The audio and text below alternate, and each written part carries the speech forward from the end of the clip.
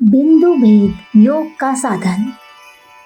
दोनों कानों में छिद्रों को यदि एक लकीर सीधी मस्तक से भीतर से खींचकर मिलाया जावे और भ्रू मध्य के पीछे को एक लकीर खींची जावे तो मस्तक के भीतर जहाँ दोनों लकीरें एक दूसरे को काटेगी वही चेतन बिंदु का स्थान है।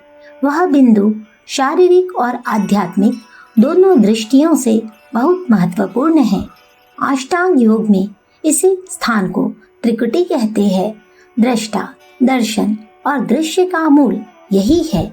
इससे ऊपर सहस्रार की ओर बढ़ने पर प्रकृति छूट जाती है। कुंडलिनी योग में इस स्थान को शिवलिंग का स्थान मानते हैं। व्यापक पुरुष प्रकृति के आधार पर यही चिन्ह रूप में निवास करता है। सीधे शब्दों में यह कारण शरीर की ही अहंकारात्मकता है, उसी का केंद्र है। उसी से सूक्ष्म और स्थूल दोनों संचालित होते हैं और वह स्वयं हृदयस्थ चेतना से शक्ति लेकर कार्यशील होता है। हृदय में ध्यान सबके लिए सुगम नहीं और यहाँ चमत्कार शीघ्र दृष्टि पड़ते हैं, अतः साधक के लिए यह सरल पड़ता है। इसी बिंदु पर दृष्टि स्थित करके मेस्मराइजर किसी को निद्रित करता है। निद्रावस्था में सोते व्यक्ति के भ्रू मध्य पर दृष्टि जमाकर दी हुई आज्ञा अपना कुछ न कुछ प्रभाव प्रकट करती ही रहती है। अतः ठीक समय पर नियम पूर्वक इस बिंदु पर ध्यान करते हुए दृढ़ संकल्प का उपयोग करने हेतु मन को अभिष्ट दिशा में ले जाया जा सकता है।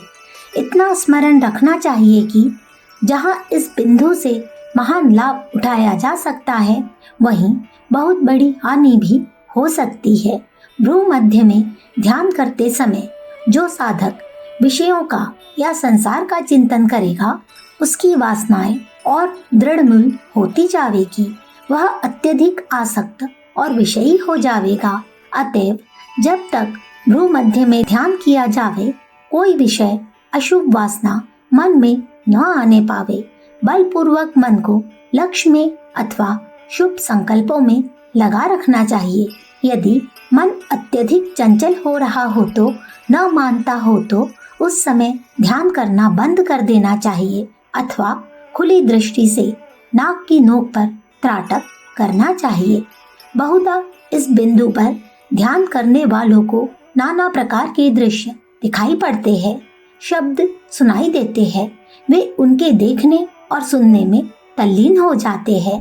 वे समझते हैं कि उनकी उन्नति हो रही है, लेकिन परिणामतः रूप और शब्दों में उनकी आसक्ति बढ़ती जाती है। वे संसार में अत्यधिक आसक्त होते जाते हैं। साधक को सावधानी पूर्वक उन शब्द और दृश्यों से ध्यान हटाकर रखना चाहिए। उसे अपने मंत्र के जप और चेतन बिंदु पर स्थिर रहना चाहिए। ये सब दृश्य चाहे वे कुछ भी हो, हंस, शिव, कृष्ण आदि, केवल मानसिक है, मन की कल्पनाएं हैं। भगवान का विशुद्ध रूप वासनाओं से परे होने पर ही प्राप्त हो सकता है। निशित की नीरवता में अथवा ब्रह्म मुहूर्त में जब आप ध्यान करने बैठते हैं, नेत्र को बंद करके मन को चेतन बिंदु पर एकत्र कीजिए। प्रणव, राम या सोहम का जप कीजिए। दृढ़ धारणा कीजिए कि आपके मन से संसार आसक्ति दूर हो रही है। संसार में आपकी कोई आसक्ति नहीं। 2-4 मिनट वैराग्य प्रधान विचारों का चिंतन कीजिए। फिर ध्यान कीजिए कि आपका मन चंचलता छोड़कर शांत हो रहा है। मैं शांत हूँ, मुझ में चंचलता का लेश नहीं। कोई भी विचार मुझे अपनी ओर नहीं खींच सकता। मुझ में कोई विचार नहीं है। इन भावनाओं को बार बार आवृत्ति कीजिए। थोड़े दिन के अभ्यास के पश्चात ज्योतिर्मय चेतन बिंदु दृष्टि पड़ेगा। यदि कोई और दृश्य भी सामने आवे तो मन को उधर से हटाकर केवल बिंदु पर स्थिर करे। केवल बिंदु पर एकाग्र हो। कोई विचार न उठे तो अच्छा, मन न माने तो वैराग्य, तत्व विचार या भक्ति के पवित्र विचार ही उठने देना चाहिए। मंत्र का जप यदि ध्यान की एकाग्रता के कारण छूट जावे तो उसकी कोई चिंता नहीं करनी चाहिए, उसे छूट जाने दीजिए। प्रथम दिखाई पड़ने के पश्चात बिंदु कभी बढ़ेगा, कभी घटेगा, कभी हिलता जान पड़ेगा, कभी लुप्त हो जाएगा, कभी बहुत से बिंदु दृष्टि पड़ेंगे, कभी उसमें अनेक प्रकार के दृश्य दिखलाई पड़ेंगे। आप इन सब परिवर्तन पे ध्यान न देकर केवल बिंदु का तटस्थ निरीक्षण कीजिए। लगातार ऐसा करने से कुछ काल में बिंदु अपनी समस्त विकृतियों को छोड़कर स्थिर एवं उज्जवल हो जाएगा। मन को उसी पर पूर्णतः एकाग्र कर दीजिए। इस पूर्ण एकाग्रता में आप देखेंगे कि बिंदु फट गया है, उसके भीतर छिद्र हो गया है। इसी को बिंदु वेध कहते हैं।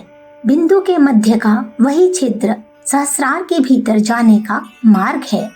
बिंदु वेध होते ही स्वयं सहस्रार का आकर्षण उस मार्ग से आपको उत्थित कर लेगा और परमाभिष्ट अनिर्वचनीय स्थिति आपको प्राप्त होगी। अखंड ज्योति, जुलाई सन 1945, पृष्ठ संख्या 11-12। हमारे YouTube चैनल विचार क्रांति दूत अखंड ज्योति पत्रिका को सब्सक्राइब करें एवं अगली वीडियोस प्राप्त करने के लिए बेल आइकन दबाएं। धन्यवाद।